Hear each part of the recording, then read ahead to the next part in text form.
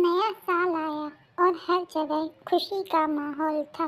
घर में नए साल की तैयारी धूमधाम से चल रही थी।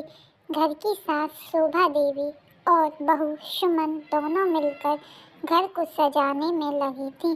शोभा देवी हमेशा से ही सुमन की छोटी छोटी बातों पर टिप्पणी करती रहती थी, लेकिन इस बार सुमन ने ठान लिया था कि वह शोभा देवी को खुश करके नए साल की शुरुआत अच्छी करेगी।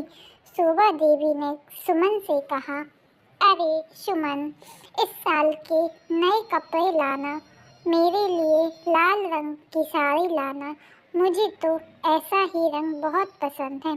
सुमन मुस्कुराते हुए बोली, ठीक है माँ जी, मैं ध्यान रखूंगी। इसके बाद शोभा देवी ने सुमन को सलाह दी, नए साल में घर के सारे काम अच्छे से करना, ऐसा ही करना चाहिए। तुम्हें मेरे जैसे काम करने की आदत डालनी चाहिए। सुमन ने सोचा, अगर मैं इस बात पर माँ जी की बात मान लूँगी तो उनका दिल खुश होगा और हमारा रिश्ता और भी मजबूत होगा।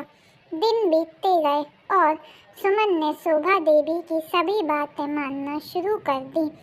वह घर का काम करती, पकवान बनाती और शोभा देवी की पसंद का ख्याल रखती, लेकिन कभी कभी वह थोड़ा थक भी जाती थी, क्योंकि घर के सारे काम अकेले ही करने पड़ते थे। एक दिन सुमन ने शोभा देवी से पूछा, माँ जी, क्या आप मुझे कभी आराम करने का मौका देंगी? मैं थक गई हूँ। शोभा देवी मुस्कुराते हुए बोली, अरे बहू, तुम तो अभी जवान हो, तुमसे काम नहीं होगा तो और कौन करेगा। हम सास बहू का रिश्ता ही ऐसा है कि बहू को सब काम करना पड़ता है। सुमन ने सोचा, कभी ना कभी मुझे एक मौका मिलेगा जब मैं भी कुछ कह सकूं। नए साल की रात आई। सभी घर वाले खुश थे और पार्टी की तैयारी में जुटे थे। शोभा देवी ने सुमन से कहा, बहू, इस बार के नए साल की पार्टी तुम ही सजाओ। सुमन ने सोचा, अब यह मौका है जब मैं शोभा देवी को कुछ नई चीज़ दिखा सकती हूँ। सुमन ने पार्टी के लिए सभी की पसंद का ख्याल रखा। उसने मिठाइयाँ बनाई, सजावट की और सबसे खास बात, उसने सबको अपने हाथों से बने पकवान खिलाए। शोभा देवी ने यह देखा और हैरान रह गई। उन्होंने सुमन से पूछा, तुमने यह सब कैसे किया? सुमन मुस्कुराते हुए बोली, माँ जी, मैंने आपके हर एक सुझाव का ध्यान से सुना, लेकिन मुझे यह भी समझ में आया कि कभी कभी खुद की भी इच्छा होनी चाहिए। मैं जब तक खुद खुश नहीं रहूँगी तब तक दूसरों को खुश नहीं रख सकती। शोभा देवी को यह बात समझ में आई और वह सुमन के पास आकर बोली, बहू, तुम सच में बहुत समझदार हो।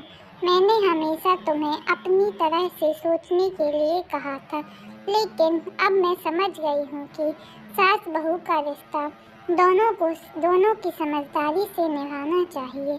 हम दोनों मिलकर घर के काम कर सकते हैं और खुश रह सकते हैं। सुमन ने हंसते हुए कहा, माँ जी, यह तो एक साथ काम करने से ही संभव हो सकता है। हमें एक दूसरे की मदद करनी चाहिए। नया साल आते ही सास बहू का रिश्ता और भी मजबूत हो गया। शोभा देवी ने सुमन की समझदारी को सराहा और दोनों के रिश्ते में एक नई मिठास आ गई। अब सुमन और शोभा देवी मिलकर घर के सारे काम करती थी और एक दूसरे के साथ हर मुश्किल को आसानी से पार करती थी, और इस तरह सास बहू का रिश्ता नए साल में और भी खास हो गया। चैनल को सब्सक्राइब करना ना भूलें।